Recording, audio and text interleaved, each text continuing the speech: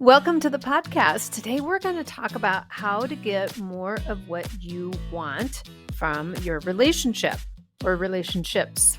I sent out an email to my list giving them a little exercise on how to get more of what you want out of your relationship. I don't know if you know, I send out each week some tips or things to think about or exercises to help you with your relationships. This is something you might be interested in. Just come on over to our website, relationshipsonfire.com, and we'd be happy to get you on the list. So let's take a look at this. What do you want? The first thing to do, if we want to get more of something, we need to be clear about what it is. How many times have you opened up the refrigerator and been like, well, I want something to eat, but what do I want? And you just stand there staring at the refrigerator, feeling very unsatisfied.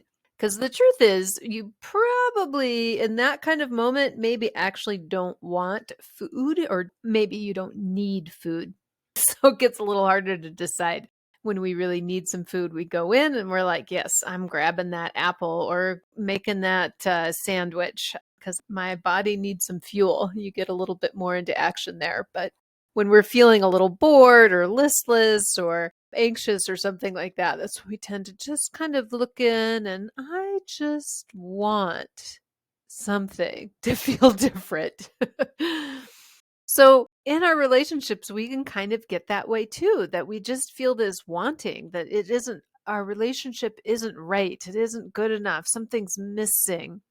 So let's put a little pin in what's happening and really stop and step back, because this is what coaching is all about, is stepping back, taking this 10,000 foot view and seeing, well, what is it that I really want?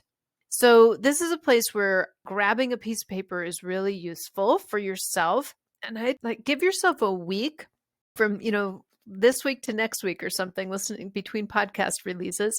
But grab a piece of paper. Any old paper will do. I had a client come in the other day. She was a first grade teacher. So she had her list on a pink piece of construction paper, both sides filled out, what she wanted. So look and see, what do you want out of your relationships? Now, here's the tricky part, is that your brain is going to want to edit for the things that it thinks is reasonable or the things that you already have or that you think your partner can provide or is willing to provide. That we don't want to put our heart on the line and put things on there that we haven't gotten in the past or we don't think our partner's capable of or something like that. I would encourage you just to let yourself want what you want. And look in all the areas. Like, I want somebody to learn to dance with. This is one of the things on my list. I want somebody to take morning walks with. I want somebody to talk about raising children with. I want somebody to listen to me at night, decompress my day. I want somebody to have sex with. I want somebody to eat dinner with. Just kind of look all the different sort of areas of your life and your day to day. I want somebody to celebrate my birthday with, to celebrate achievements at work. I want somebody to talk about my things that I do at work. I want somebody to talk about my kid not being able to read, or they're reading a new book, or whatever it is. Really just see, what is it that you want? Let it go big and wide. And after you feel like, okay, I've got a pretty good list here, I've written down a bunch of different things here, you can take a look at that list and see, with an open curiosity, I wonder what things on this list my partner also wants. And you could ask them too. I would say ask them when you're in a neutral space, not in a needy space, but in a very curious space. Like, I wonder, do you want to take dance lessons?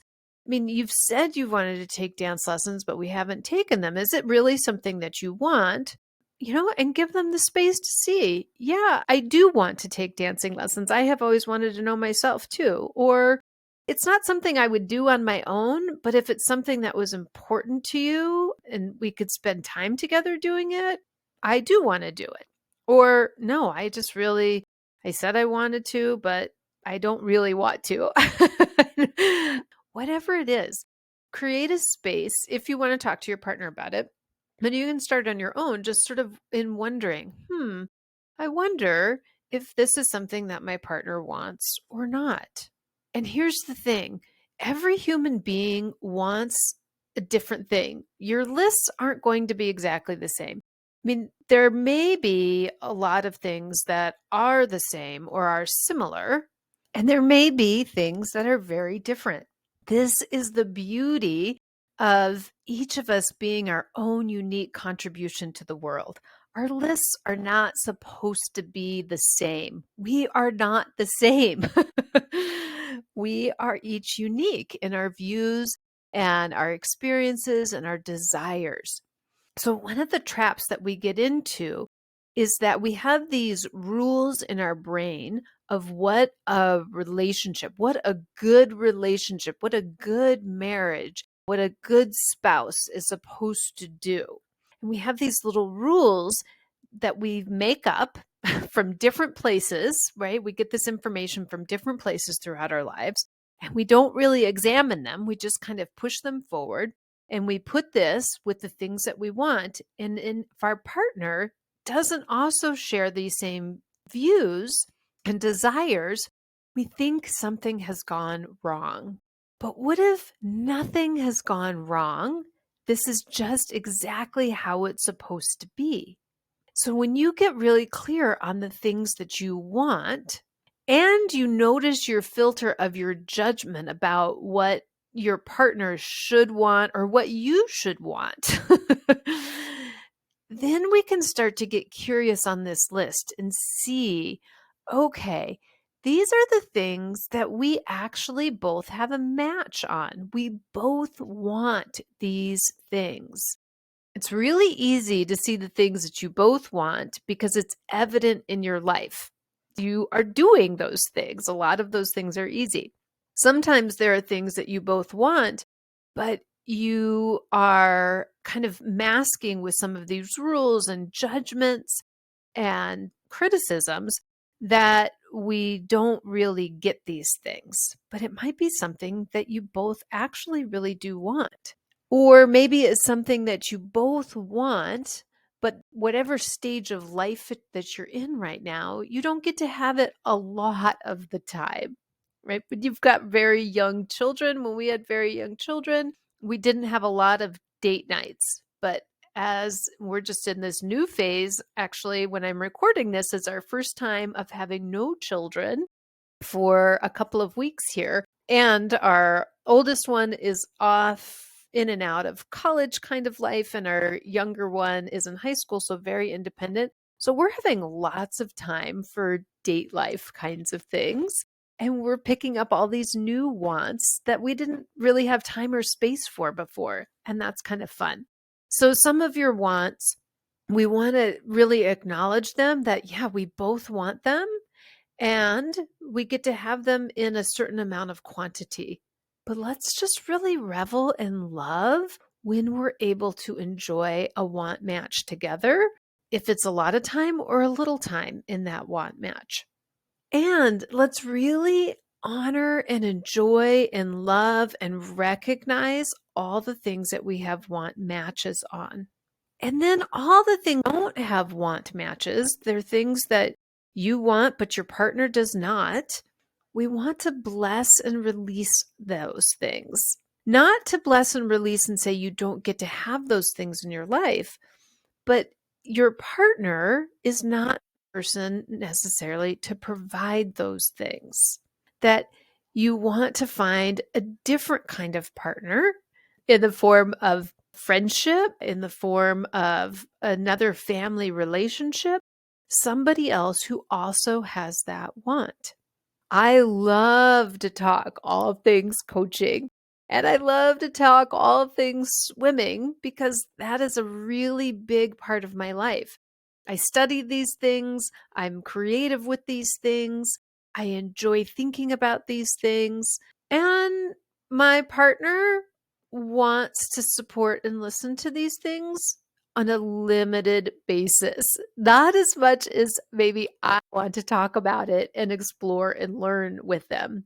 So I go out and find other people, other coaches, other small business owners who do want to talk about these things a lot. I have a business book group. I love to read books about entrepreneurship and business building because this is a big part of my life. I find it very interesting and fascinating. I love reading about psychology and mental wellness. And while my partner doesn't not enjoy those, it's just not really, there's a very limited amount that my partner wants to listen to those things, and that's okay. So I appreciate the amount that he does want to listen to my businessy things and release of the things that they don't want. And I go out and find other people who do want to have those conversations. I like to go on long walks, and occasionally my spouse likes to go on walks, but honestly, they'd rather go on a bike ride. And I'm not really so into the bike riding thing. I do bike ride on occasion, but it's not really my big thing. So, that's not something that we want together. And we bless and release each other from those things and go out and find other places that we can have those things. What we really deep down desire from our spousal relationship, and all relationships really, is to be connected and to feel love. And so to connect on the things that you both have a similar want match to, and you can connect on understanding how we get our wants in other places as well, and honoring all of the things that's on the other person's want list, even if you're not the one or they're not the one to provide those things, that we can still be connected to the beautifulness of us each having our own want lists. Find the places that we match up, find the places we don't match up, and go get our wants met. Share it together, love each other through it, honor each other's lists with respect, and as a way to connect together, not as a way to say, and goes back to the judgment, this makes a bad marriage or a good marriage. So much of our rules around a good or a bad marriage, they're just made up thoughts that we don't even know where necessarily they come from. Sometimes we do. And we treat them as if they are gravity, as if they are laws, but they're not really laws. We get to decide in each of our relationships what makes a good want match. All right. Be committed, be present, show up with curiosity and love for yourself and for your spouse, for all of what you want, all of those matches, and going out in loving, connected ways to meet what you want in your life. See you next time. Thanks so much for listening. Make sure you subscribe on your favorite podcast app so you can get every episode. And when you are ready to be in action, come find us. Facebook, Instagram, or our website. It's all the same name, relationshipsonfire.com. We've got that S on there. There's lots of us having relationships. So relationships with an S on fire.com.